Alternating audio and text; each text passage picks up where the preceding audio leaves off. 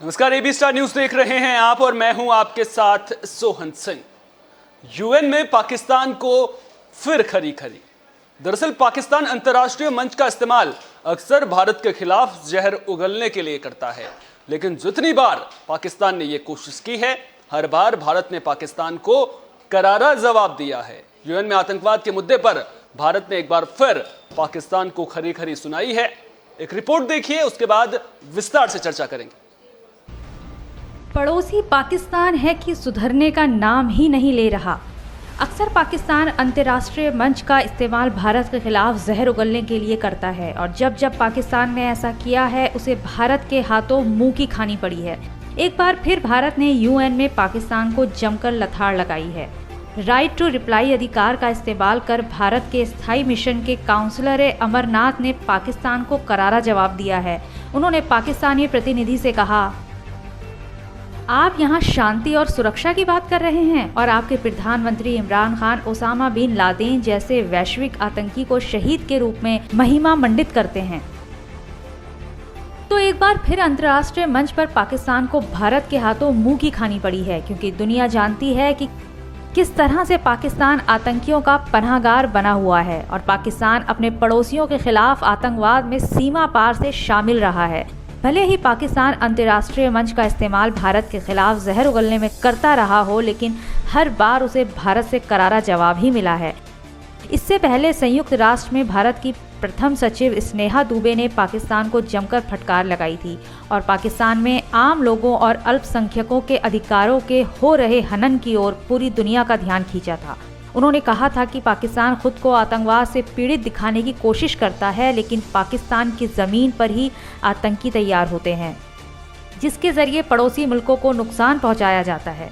भारत ने एक बार फिर पाकिस्तान को साफ शब्दों में संदेश दे दिया है कि पाकिस्तान जब जब अंतर्राष्ट्रीय मंच का इस्तेमाल भारत के खिलाफ करने की कोशिश करेगा, तब तब उसे करारा जवाब मिलेगा। Bureau report, AB star news. Report आपने देखी। रिपोर्ट में जिस तरह से हमने बताया कि जब जब पाकिस्तान ने अंतर्राष्ट्रीय मंच पर हिमाकत की है, तब तब उसे मुंह की खानी पड़ी है। खबर पर ज्यादा बातचीत के लिए हमारे एग्जीक्यूटिव एडिटर दिवाकर विक्रम सिंह जी हमारे साथ जुड़ गए हैं। दिवाकर जी, पाकिस्तान एक तरफ तो शांति की बात करता है, सुरक्षा की बात करता है, लेकिन दूसरी तरफ जो ओसामा बिन लादेन जैसा आतंकी है, उसको पाकिस्तान के प्रधानमंत्री इमरान खान शहीद बताकर महिमा मंडित करते हैं। ये तो वही बात हो गई ना, मुंह में राम बगल में छुरी। देखिए, ये जो आपने कहावत कही है, ये चरितार्थ ही होना है, क्योंकि इमरान खान को वही बोलना है जो वहां की सेना चाहे।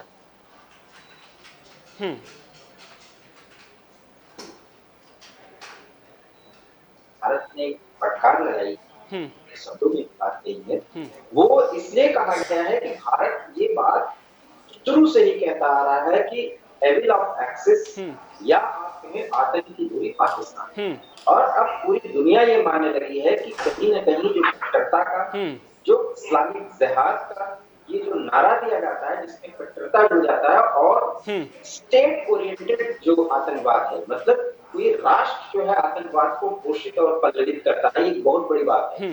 जो स्टेट ऑर्गेनाइज्ड जो आतंकवाद है, टेररिज्म है, उसको पाकिस्तान प्रोजेक्ट करता है, उसको आगे बढ़ाता है, उसको पालता पोसता है। तो इस तरीके से आतंक की एक फैक्ट्री एस्टैब्लिश है पूरी दुनिया में। यूएन के मंच से भारत की तरफ से सालों दर सालों इस तरह से फटकार लगाई जा रही है और सारे सदस्य उसको सुनते हैं। सिक्योरिटी काउंसिल के जो स्थायी सदस्य हैं उसको सुनते हैं। बावजूद इसके वो पाकिस्तान आज भी देर सबेर गाहे बगाहे वो हिमाकत करता ही है, उसको करने के लिए आगे बढ़ता ही है जो वो चाहता है। और चाहता वो ये है कि आतंक को पाले पोसे और उसके सहारे पूरे दुनिया के तमाम देशों को अपनी शर्तों पर उनसे भीख मांगे।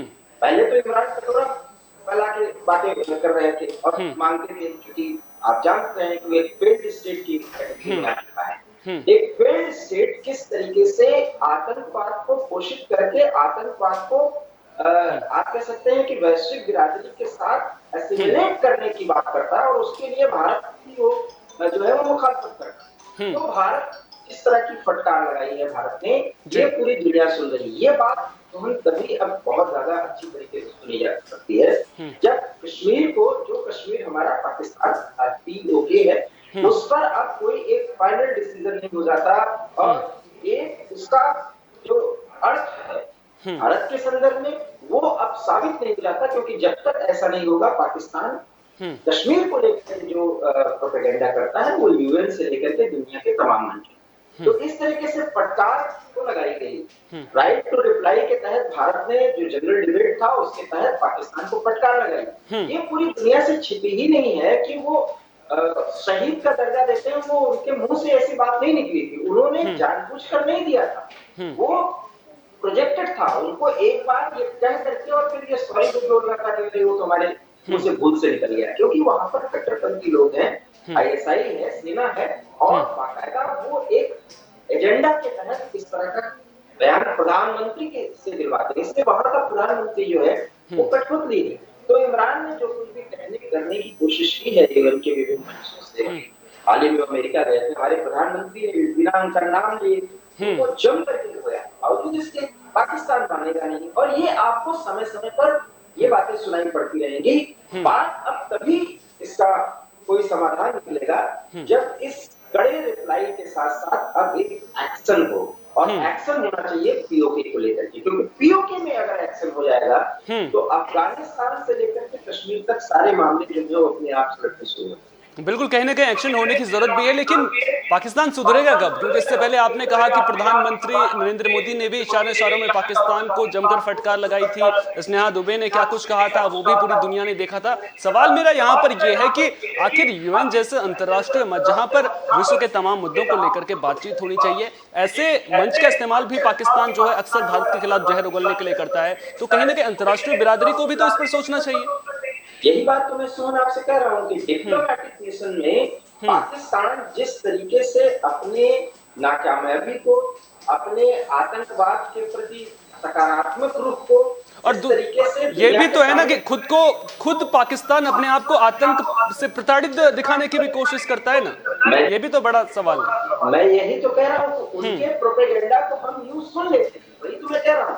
तभी प्रधानमंत्री ने कहा था, सोहन अगर आपको याद हो, कि अब UN को अपने अस्तित्व और वजूद के मामले में और अपनी कार्य प्रणाली के मामले में सोचना होगा, नहीं UN का कोई महत्व ही नहीं हो जाएगा। आतंक की धुरी कहा जाने वाला पाकिस्तान, अगर उसका प्रधानमंत्री या उसका कोई राजनयिक अगर UN के मंच से कोई ऐसी बात करता है जहां पर साफ साफ जाहिर होता है किसी देश की तरफ से आतंक को पल्लवित पुष्पित किया जा रहा है, उसको घोषित किया जा रहा है, ये जान रही है दुनिया, इसके बावजूद सिर्फ भारत ही वो लड़ाई लड़ रहा है। ये जरूर है, ये लड़ाई भारत ही लड़ेगा, और इस लड़ाई का अंत मैं बता रहा हूँ आपको, अंत तब होगा जब UN में तो हम उनको फटकार लगाए, क्योंकि फिर फटकार लगाए हैं, फिर जो UN के कोई बैठक होगी, कोई असेंबली मीटिंग्स होगी, कोई डिबेट होगा, पाकिस्तान यही बोलेगा। क्योंकि आप देखिए, कोई कमजोर होता है उसको मारते रहिए तो मार सहने की आदत है, लेकिन वो दांव अपनी लगाए, तो एक फेल्ड स्टेट अपना दांव लगाता है, क्योंकि इसी पर उसका वजूद निर्भर करता है। अब दांव ये होना चाहिए कि POK पर आर पार का समय अब आ चुका है। अगर नहीं होगा तो जिस अफगानिस्तान में पाकिस्तान इतना बड़ा खेल कर रहा है, पूरी दुनिया देख रही है, पाकिस्तान और कोई भी खिलौना खेल शुरू कर देगा, और फिर हमें और आपको निपटना पड़ेगा, भारत को ही निपटना पड़ेगा। इसलिए UN में तो फटकार बहुत सही लगाई है, और आपको हर 1-2 महीने के बाद इस तरह की फटकार की खबर मिलती है, हम आप एक पत्रकार के तौर पर इसकी चर्चा कर लेते हैं। फटकार तो सही है, पूरी दुनिया इस फटकार को सुनती भी है, पूरी दुनिया उनके पक्ष को भी सुनती है, वो अपनी तरफ से सोचते हैं कि बहुत कुछ पेश कर दिया, हम उनको फटकार लगा करके खुश हो जाते हैं। बट अब फटकार से बात बनेगी नहीं, अब तो POK पर जो भारतीय संसद में बाकायदा एक रेजोल्यूशन पास हो चुका है कि POK हमारा है, वो POK हमारा हो, इसके लिए प्रयास करने की जरूरत है। और UN से लेकर के तमाम मंचों पर, जैसा कि इस बार स्नेहा दुबे ने कहा भी था कि POK खाली करिए, तो ये खाली करने का जो मंच से ये मुद्दा उठाया गया, अब खाली करने के बाद UN से उठेगी, और हो सकता है कि सीमा पर भी खाली करने को लेकर के अब कदम उठाया जाए, और जब वो कदम उठाया जाएगा तब पाकिस्तान सुधरेगा, जो आपने सवाल अभी किया। कहीं ना कहीं पाकिस्तान को सिर्फ जवाब देने से बात नहीं बनेगी, एक्शन भी लिया जाना चाहिए। लेकिन अगर भारत एक्शन लेता है तो क्या उसमें वैश्विक बिरादरी, जिस तरह से मैं लगातार वैश्विक बिरादरी की बात कर रहा हूँ, यूएन की बात कर रहा हूँ, तो क्या वो हस्तक्षेप करेगा? अगर वहां पर वो हस्तक्षेप करता है तो फिर उसके बाद भारत का जो कदम होना चाहिए वो क्या होना चाहिए, वो मैं आपसे समझने की कोशिश करना चाहूँ। देखिए, पिछले 3-4 दशकों में जो हमारा परिवर्तन हुआ है, खासकर सामाजिक, राजनीतिक, आर्थिक तौर पर हम जिस तरह से बदले हैं और सैन्य रूप से हम जितने ताकतवर हुए हैं, अब हमको कोई वैश्विक बिरादरी का कोई सदस्य अगर वो बहुत मजबूत है, मैं सीधा-सीधा संकेत करता हूँ, अमेरिका, रूस, जर्मनी, फ्रांस, ब्रिटेन, ये अपने दबाव में हमें नहीं दे सकते, उनको हमें मनाना पड़ेगा, हमें कन्विंस करना पड़ेगा। इसलिए हम उस मोड में अगर आते हैं तो अब हम इसको पहले समझाएं कि अब हद पार हो रही है। अगर ऐसे रहेगा तो हमें अपने आप को बचाने के लिए सख्त कदम उठाने होंगे।